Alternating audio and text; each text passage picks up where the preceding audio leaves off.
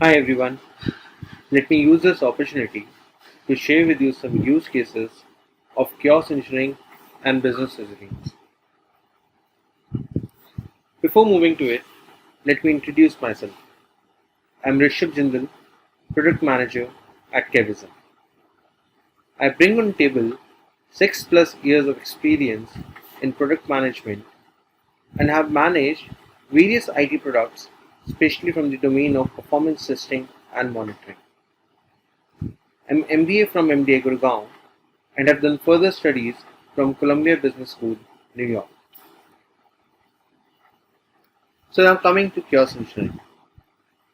Chaos engineering is discipline of experimenting on a system in order to build confidence in the system's capability to withstand turbulent conditions in production.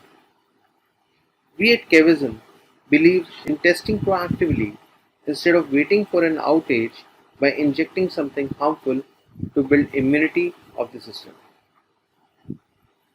Well, the second important question is why would one break things on purpose? To this, I must say that it is helpful to think of a vaccine or a flu shot where you inject yourself with a small amount of potentially harmful foreign body in order to prevent illness.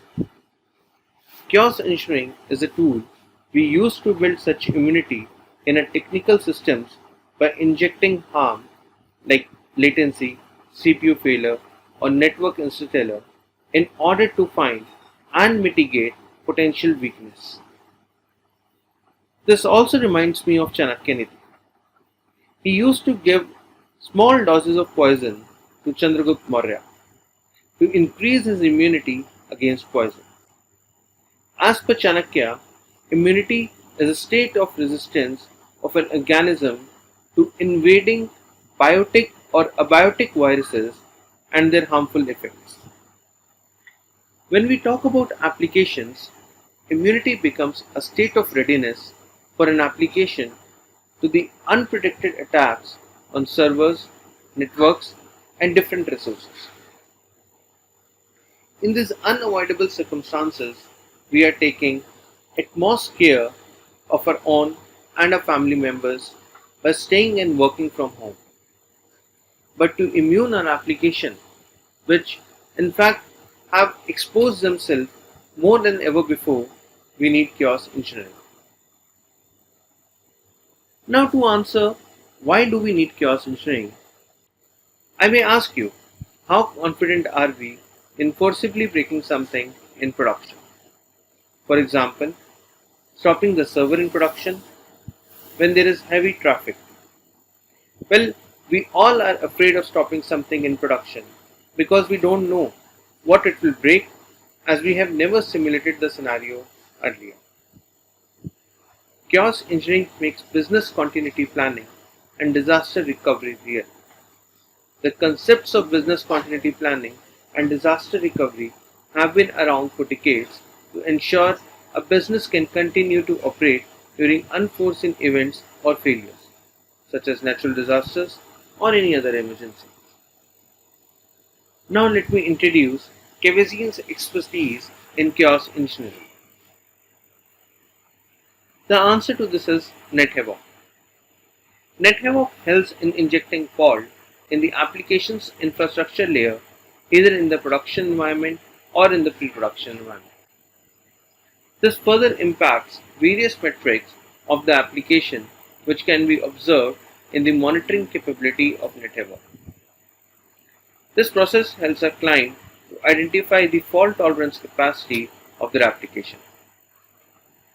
Once our clients identify the threshold of impacted resources, state, or network, they make their product strategy in a way to improve their application. Now coming to capabilities of Netivot. Starting with inject Havocs or infrastructure layer. So users can inject different types of Havocs n number of times in its infrastructure layer to validate multiple use cases. The second capability is designing scenario. As we know in production environment, multiple things are attacked at once. As one failure leads to other failure, making the situation worse. To recreate this type of real scenario, Netivot gives users a capability to create a combination of multiple Havocs applied one after the other or at once, whatever way he thinks the situation can or have experienced in the past. Injecting Havoc via REST API. This gives users a capability to use Netivot REST API to inject any Havoc or on any server instead of using a product UI. The fourth capability is schedule Havocs and scenario. NetHavoc allows the user to schedule the Havoc or scenario at any specific time in future, or NetHavoc has capability to schedule the Havoc itself at any time in future within the time range provided by the user. The fifth capability of NetHavoc is reporting and monitoring. NetHavoc allows the user to validate the actions taken by him in order to inject a Havoc. It provides transparency to all the team members about the configuration of injected Havoc. This also allows users to examine the performance of the application after and even during the time when Havoc is injected on the application.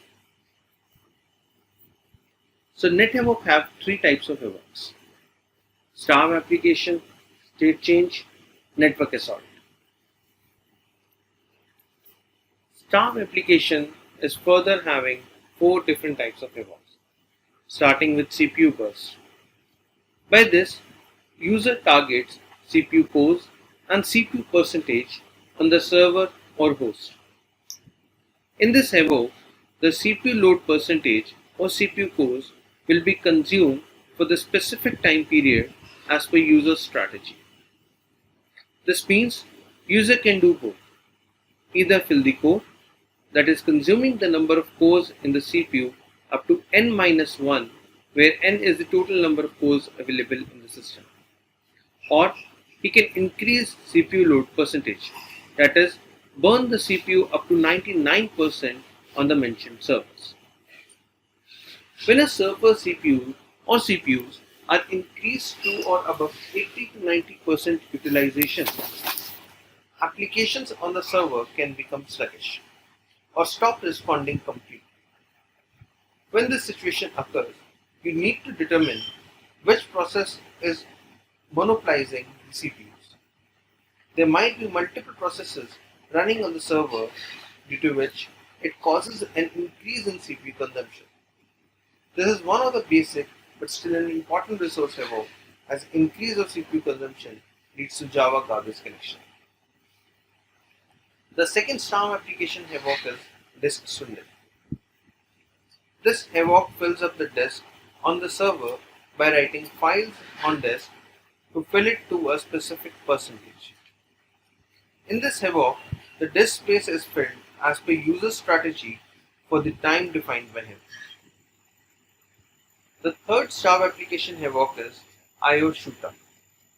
The Havoc increases the I/O activity on the devices by increasing read/write pressure on the input-output devices such as hard disk. When there is a queue in storage, I/O would generally see an increase in latency. A busy storage device will increase the response time.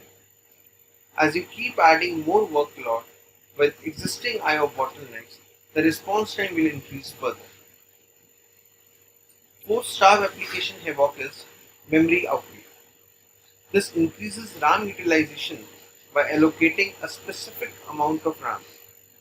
This Havoc consumes memory by increasing RAM utilization. One just needs to provide a target memory to be consumed in GB or percentage.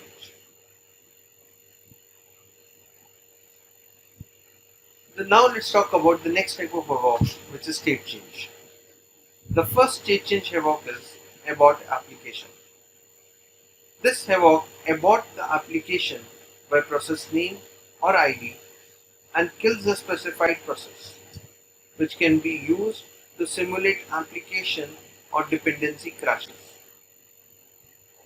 Netivot has capability to terminate any application on the server by specifying either the process ID or name. Process ID being the ID of the process which has to be killed by the Havoc. Process name being the name of the process that is needed to be killed. The second state change Havoc is terminate cloud instance. In this Havoc type, users can terminate an instance on Azure or AWS cloud servers. All you need is resource group name, which are the logical containers for the connection of resources that can be treated as logical instances. Users can use the resource groups to control all their members collectively. Second, he needs username or password, which are nothing but the server credentials. The third state change Havoc is kill server. This Havoc enables the user to either shut down or reboot the machine by performing a shutdown or reboot operation on the host operating system to test how your system behaves when losing one or more cluster machines. The fourth state change Havoc is teleport. This gives users capability to change the machine's or application's time to either past or future. This changes the host system time, which can be used to simulate adjusting to daylight saving time and other time related events. The next set of Havoc are network Havocs. The first one of the network assault is intrude network, which is in brief as a packet corruption over interface. By injecting this Havoc, users can corrupt the network incoming packets from the server and the outgoing packets to the server within range of 10% corruption to maximum 50% corruption. For injecting this Havoc, user needs to provide two inputs, which are network interface, that is, the point of interconnection between a computer and a private or public network. Second, corruption percentage, the percentage of network packets which needs to be connected or manipulated. The second type of network assault is trim network packets. This induces packet loss over the interface. By this Havoc, users can initiate the loss in the incoming and outgoing packets to the server on a user-defined interface within range of 10% to 100% packet loss. The third type of network assault is dormant network. This Havoc induces delay in network traffic. Using this Havoc type, users can add delay in receiving and sending of packets to the servers. Users can provide a specific value of delay time between two packets or can vary the delay time of different packets by giving a range. The fourth type of network assault is DNS breakdown, which rejects calls to DNS servers. By injecting this Havoc, users can reject the calls to DNS servers on a specified or all interfaces. Users can also block the traffic coming from a single IP or a range of IPs by this Havoc. Not just this, it makes a user capable to block the traffic based on either TCP or UDP protocols. The last but not the least network assault Havoc is intercept, which drops all ingress-egress matching traffic. Users can inject this Havoc in the application to drop all the ingress-egress matching traffic on a specified or all interfaces. Users can even block the ingress-egress traffic based on a single IP or a range of IPs based on TCP, UDP, ICMP protocols. Sunil here. One more question I have is when we have these havocs introduced, right? Is it a parameterized thing like I need it for X number of minutes or seconds or hours kind of a thing? Is that designable? Yes, Yes. yes, sure. So that is totally designable. I will be. I'm not included the live demo right now, Sunil. considering that we will be more focusing over the high level thing.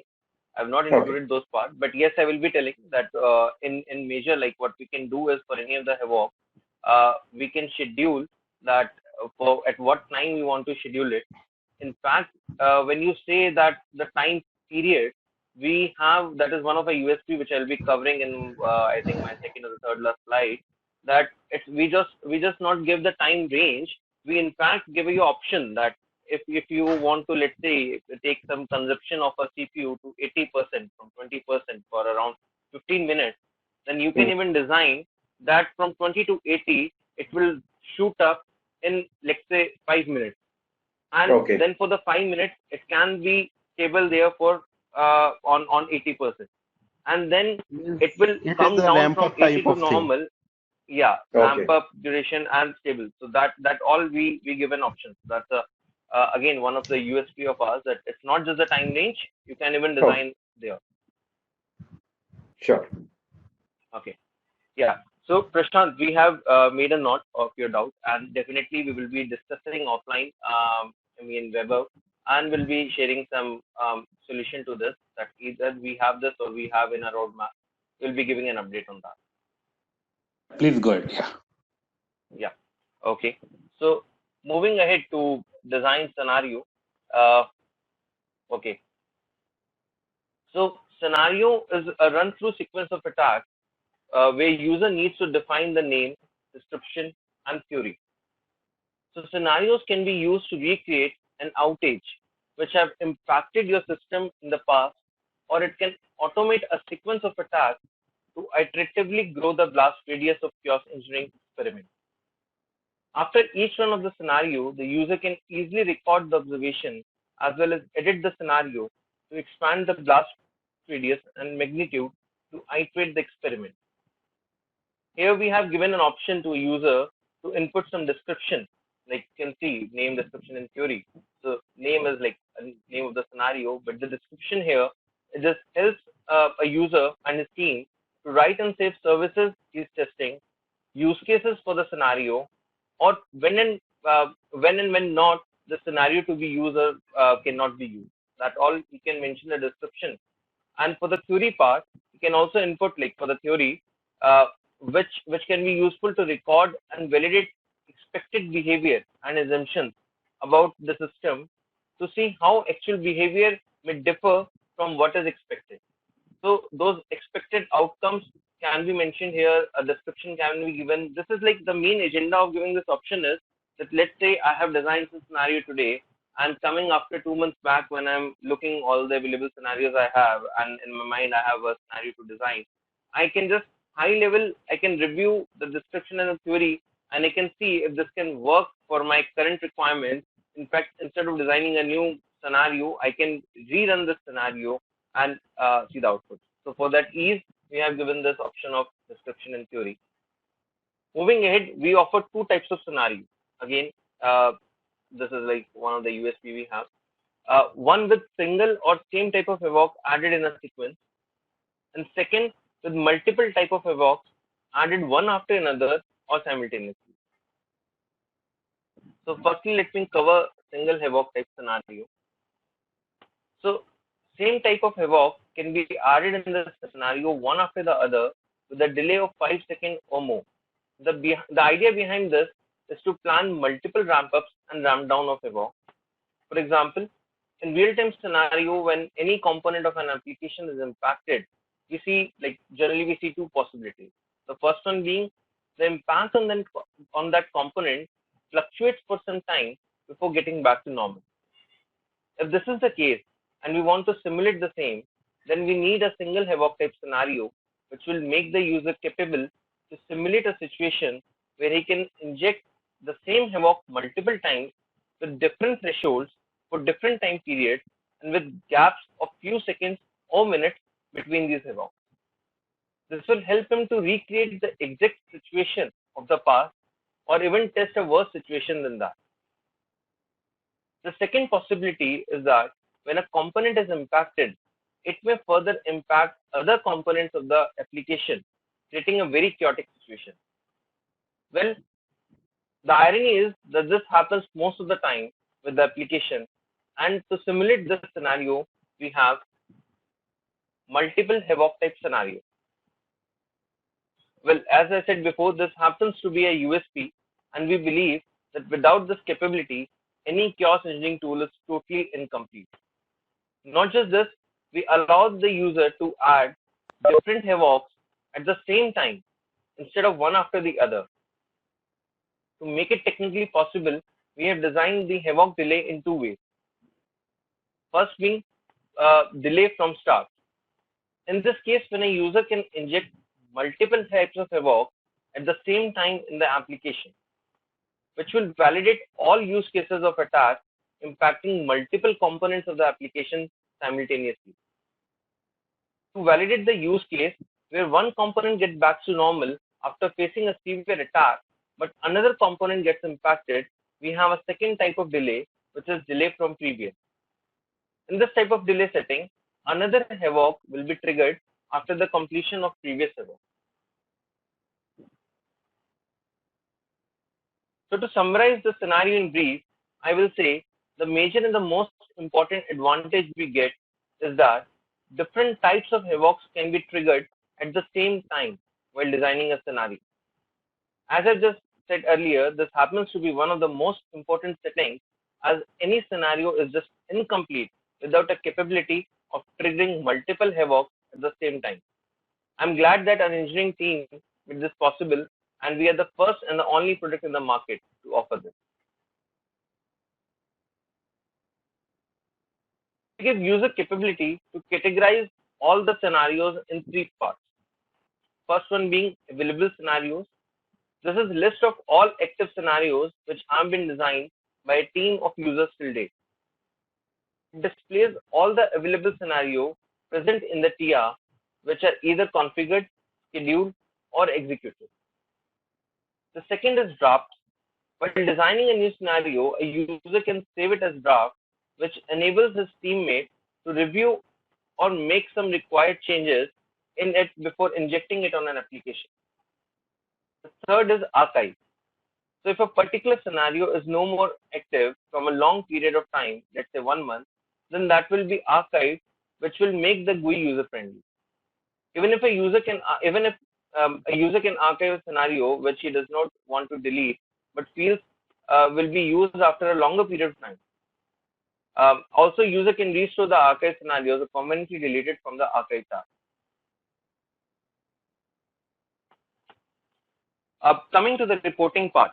So, any questions about the scenario? Because here I will be covering in the reporting section. I will be covering of two parts. Like one is the Havoc reports, which we showed around 13 Havoc types we have. How do we have the reporting section for same? And at the same time we have scenarios. So how is scenario reporting different from the Havoc reporting? I will be covering that. If any doubt about the scenario, please, Prashant and team.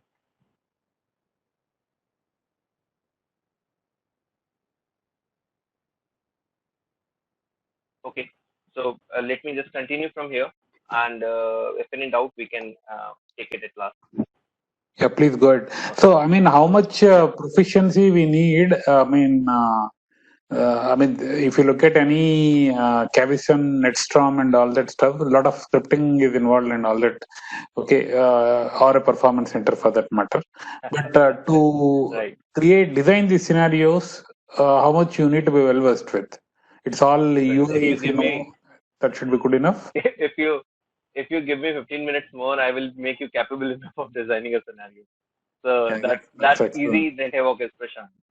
So Great. it is all that on the UI. It won't take much time.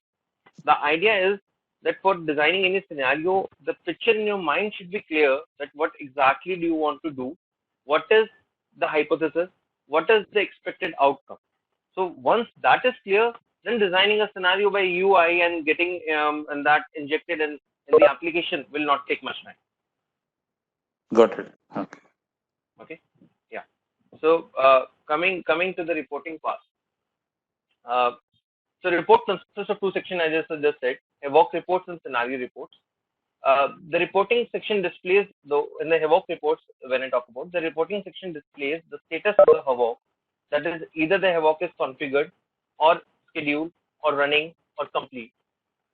Not just this, it gives users a capability to analyze all the details of Havoc, like the tier and servers which were injected at the time of execution. The pie chart which you see here, this enables user to know the distribution of the type of Havoc injected in the application. Detailed reports, which you can see in the down table, Havoc summary. So this also displays the outputs of the Havoc, like is it expected, is it executed successfully, or any errors occurred during the execution. Users can even reapply, delete, or update the Havoc from the report section itself. So let's say you have some result which is failed, or you have to stop it due to some reason. You can quickly reapply it from this table instead. So this make us it make us gives a better user experience to the user and very user friendly. Uh, Not just this, we have a capability by which users can even monitor the impact of different metrics from the reporting section itself. So this graph displays that the Havoc was triggered for 10 minutes with a threshold. Okay, again, this is a CPU utilization graph. Let me just explain. So at this time, from 12 to 12, 18 or MSA 19, this is normalized utilization of around 30% of CPU. Whereas as 1219, the Havoc was injected to, and the utilization ranged up to approximately 80%. Okay, and for around 10 minutes, this Havoc was injected, and then at 8:29, this came down back to the back to normal utilization. So this first metric is to verify that yes, there was an Havoc was injected within the application. Whereas after this, these are the further impacted graphs.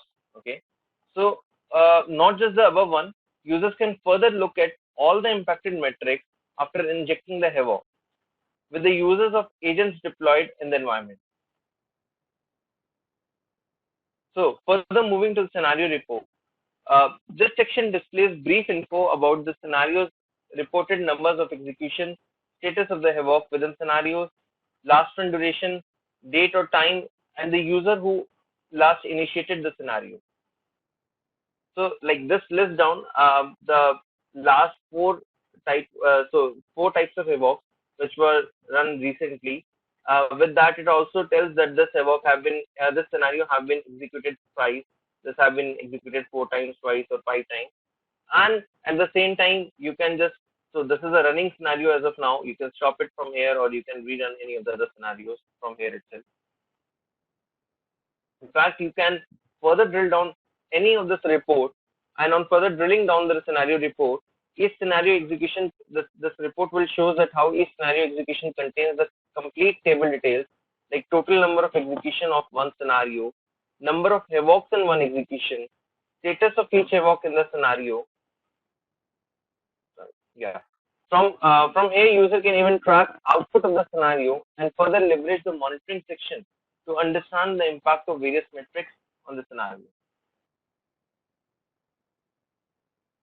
So here I will be sharing you some use cases which I came across in my career or with a client. So first being the use case of power outages. So as we know, there's no guide when a power outage can trigger a widespread blackout. System operators will be unaware of the malfunction that caused the system to slow down, or in the worst case, cause the complete rip-off.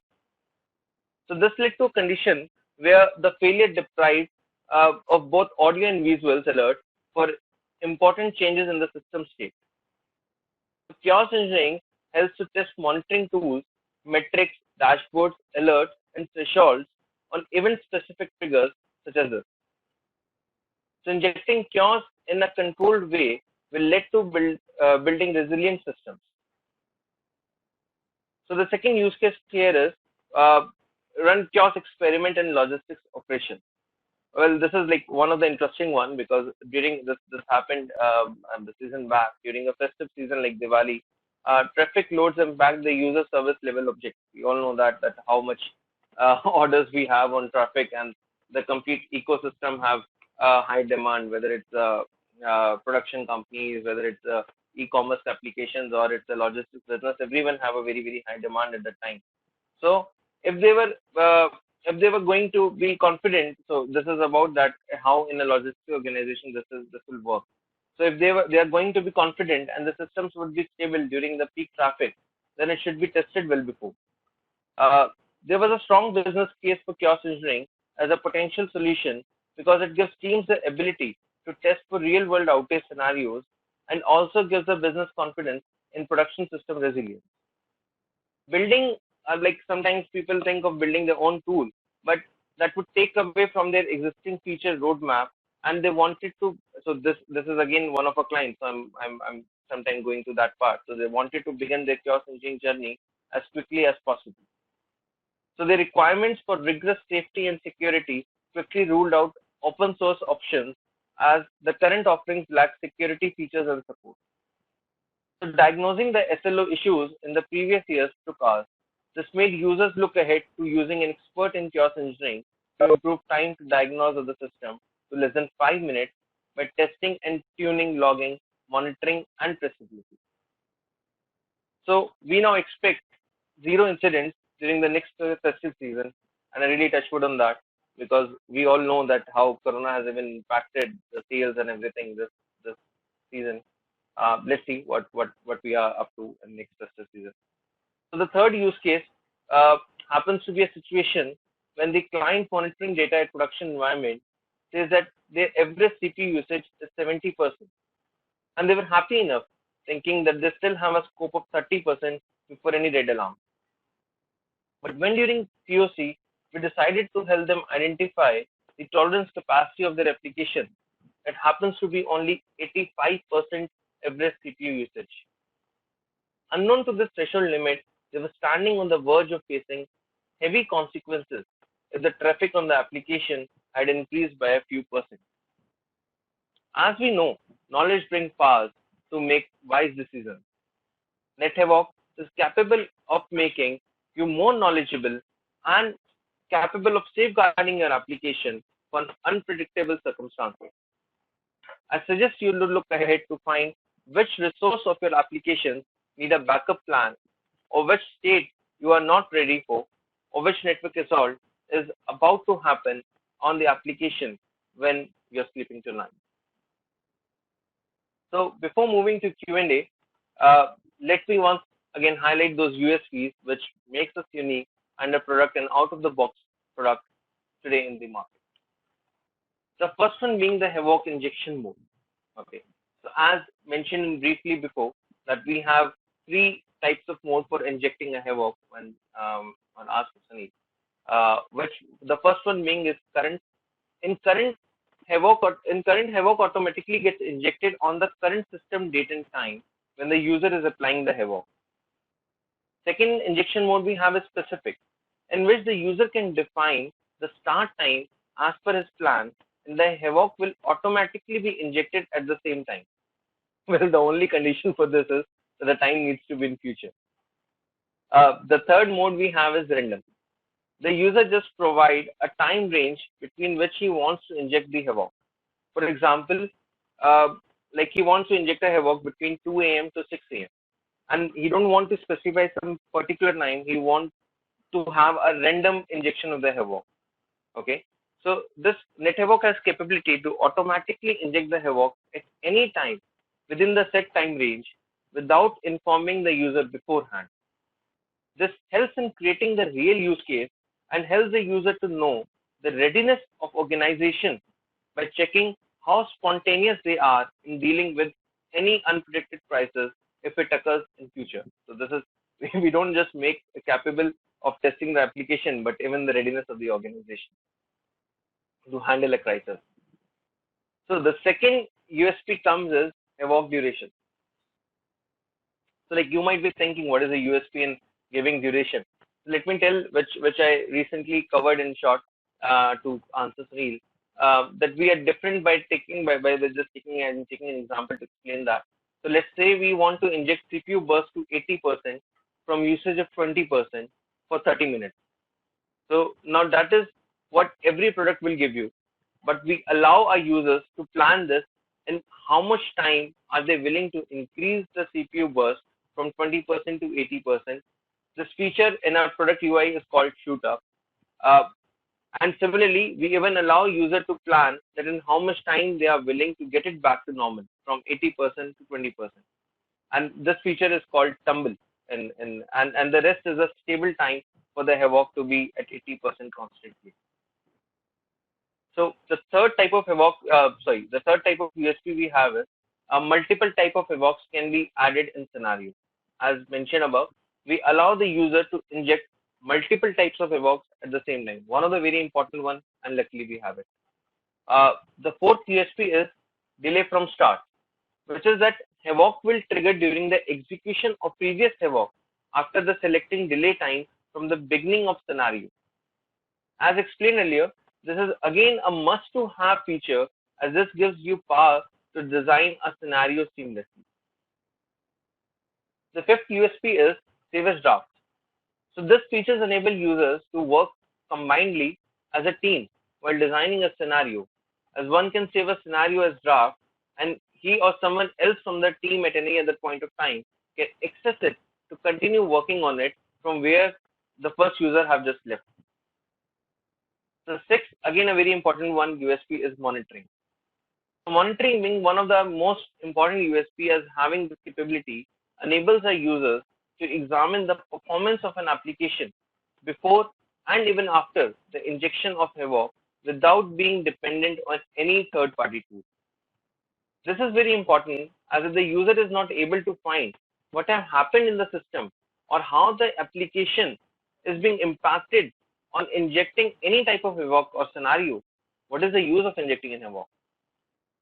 So any product of chaos engineering without this capability is not just incomplete, but I believe a total waste.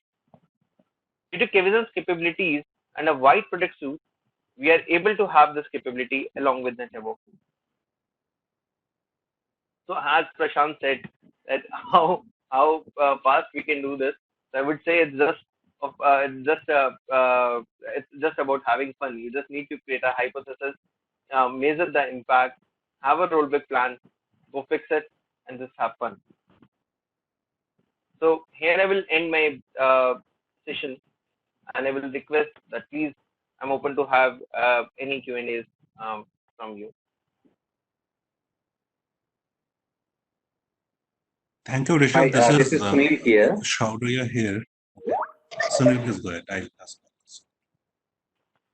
Sorry, Rishabh, my question is, we saw those reports, right, where we have the understanding of how the entire thing has happened, at what time the Havoc has got introduced, and how long it has been, and things like that. So, in a enterprise system, we would have our own or the client's own APM tools also, which would be monitoring their application and specifically the application's performance.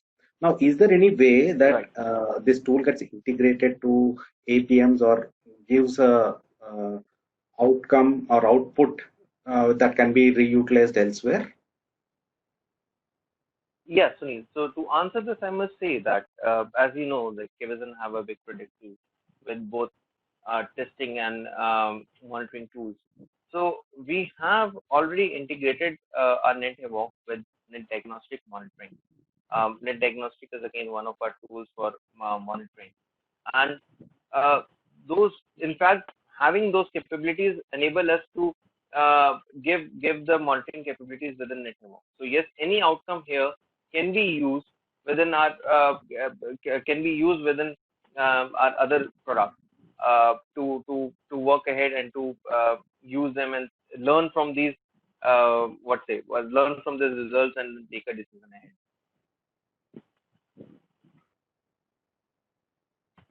Okay. Yeah, Sunil, does this answer your question?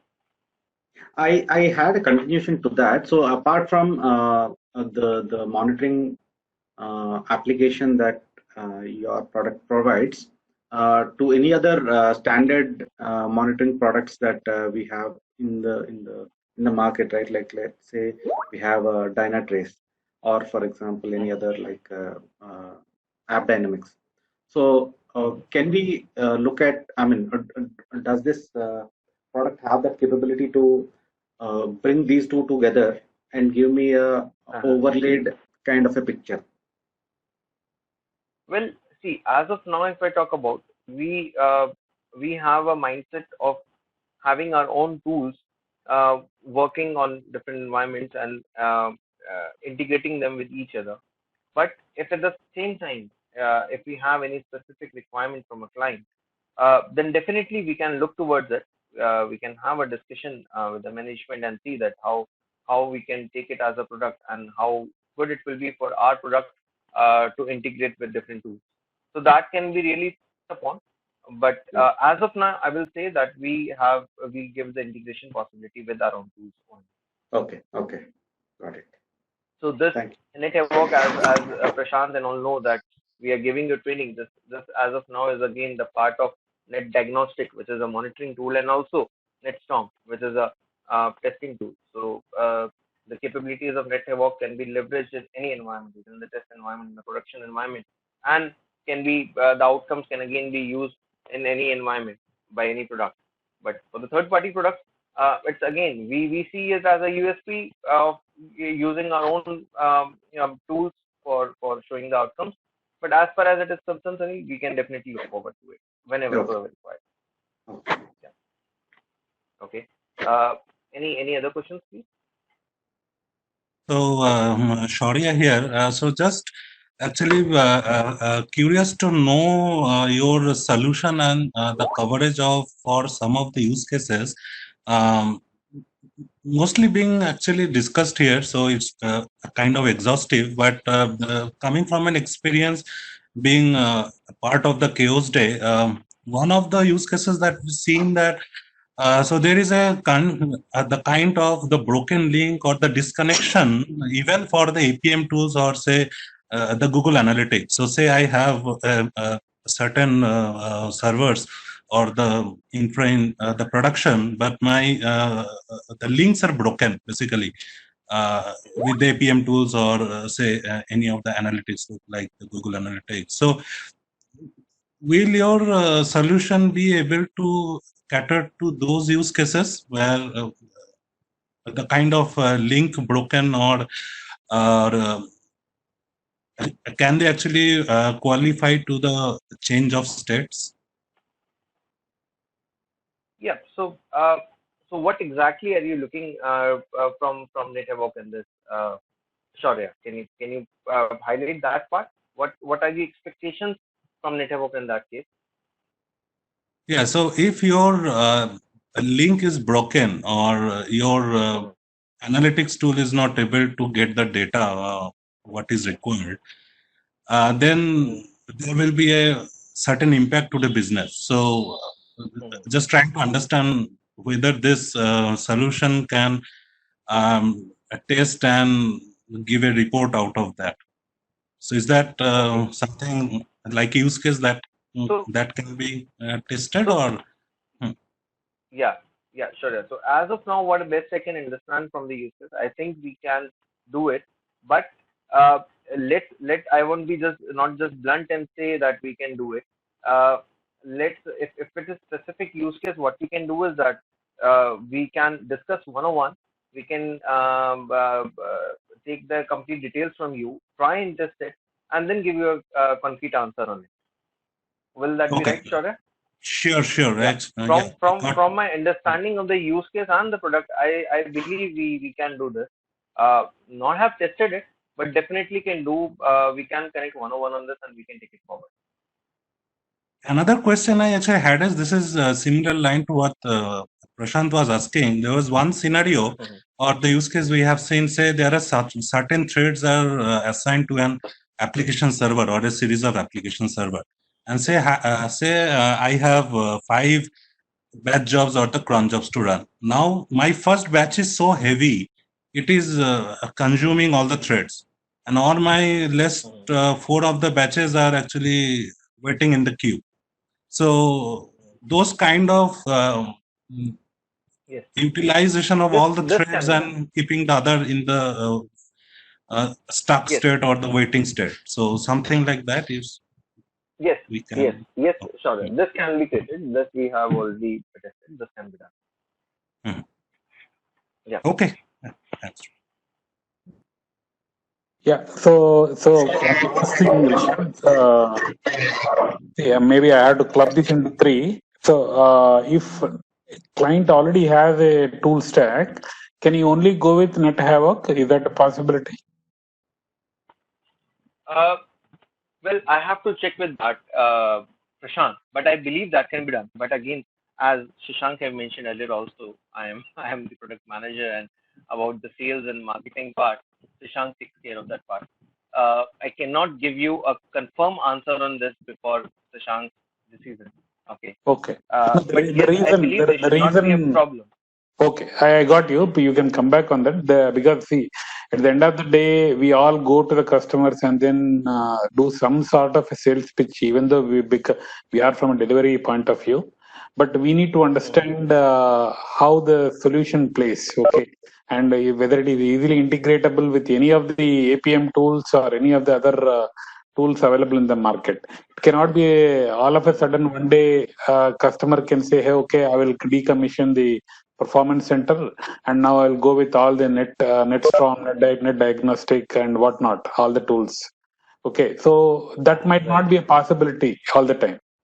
Okay, so in that True. scenario, is there a way where we can have a heterogeneous suite of products which can be deployed? That's one question. Second is also on the how different is from the other tools which are available in the market. Well, you called out some of the USPs, but still, when you look at Chavos or a Gremlin and all, does any single point which we can say, hey, Gremlin doesn't have this, we have this, and which should be a Yeah. standout So point compared to the rest. That sure. that is second. Sure. Okay. Third is on the reporting you have shown, right? Does it use underlying net diagnostic any agents, or it uses its own way of gathering the info? That is one question. Second, sorry, too many things. There is a derived metrics. Is that a possibility? Let's Okay. say Okay. you're Let giving me just answer CPU. to first of the two questions, Prashant. Yeah, yeah. Let me Please just go ahead. answer first of the two questions, and then we come to the reporting part. As far as the first question is concerned about having it separately and making it integrated with other tools, uh, let me for that as I said that currently we have taken NetHavoc, Havoc, included this in both our testing and the production to monitoring tools, which are NetStorm and NetDiagnostic. As far as a separate product plan, uh, we can definitely look towards it to best of my understanding. We can definitely look towards it, and when this needs to be done, it definitely it should have a capability to integrate with different tools, which we can work on. I don't think it will be a big problem for us, but for that, it is more of a strategic and marketing decision, which we will leave on Shashank. I will ask him to connect with you 101 and see how what is the scope exactly, understand the scope, and then take a final call over it. Okay. Uh, Sure. Coming to the towards the USP part of what different specifically one major thing which we have different from Gremlin or the tool. So I would at that time say uh, multiple type of evocs can be added in scenario. My point number three in the screen. This is Mm-hmm. like one of the things which I said is very important. And this currently none of the tools provide. In fact, when you talk about Gremlin, what they provide is that you add a Havoc, let's say again a CPU burn, they have CPU burn, I guess. So you add a CPU burn, and then another Havoc can be added at least 5 seconds after this Havoc is completed. Okay, so but in real scenarios, this is more. In generally, what happens is that once the system has been corrupt, actually it attacks a lot of components in the system because at last everything is related to make it one application. And for this, we cannot test the scenario by attacking different components one by one.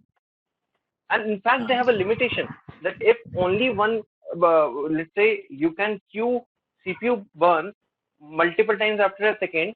You cannot queue after CPU burn. You cannot increase the disk space, or you cannot abort an application. Different types of evoke can also not be clubbed at once. Whereas we give both the possibilities.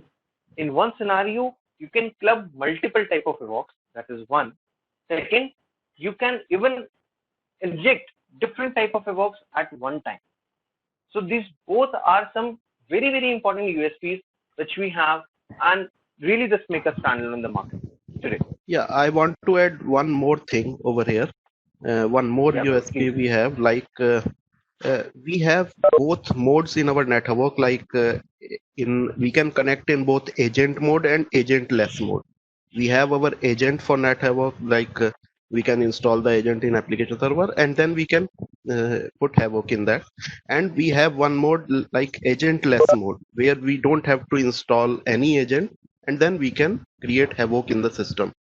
So many clients used to ask that we don't, some clients used to don't want to install the agent. So there this mode can work. So this is also, I think, Gremlin doesn't have this agentless uh, Havoc system. Yeah, right, Vaibhav. So how I does forgot agentless work Yeah. in that scenario? I mean, I know it is running out of time, but yeah. Yeah, How does agentless, agentless? we don't have to install any agent in application server, and it Hmm. just you can create Havoc from by taking the Net Havoc client. We Oh, just we can create Havoc by using the client only, Net Havoc client. okay, okay. So the last thing Yeah. was the derived metrics. See the data what you are showing on CPU spikes and all that stuff.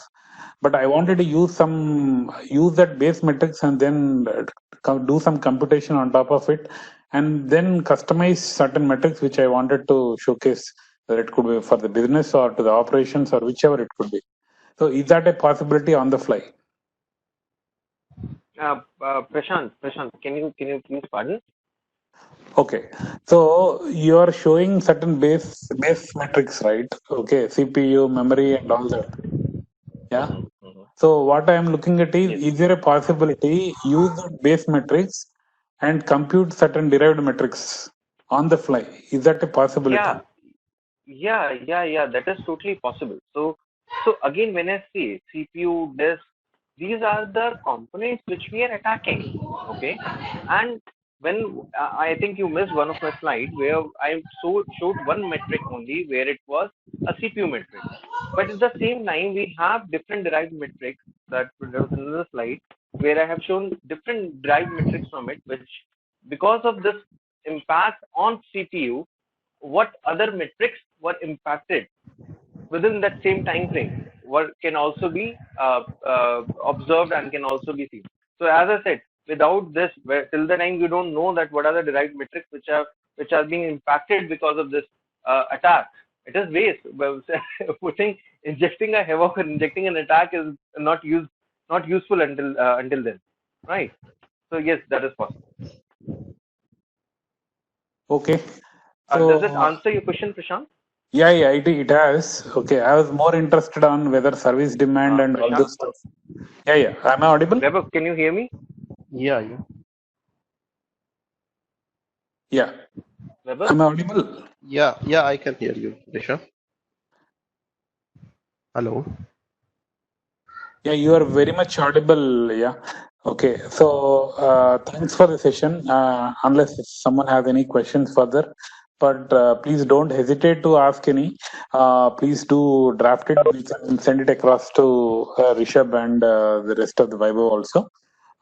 So that is one part. Hi, Uh, Prashant. Prashant, can you hear me?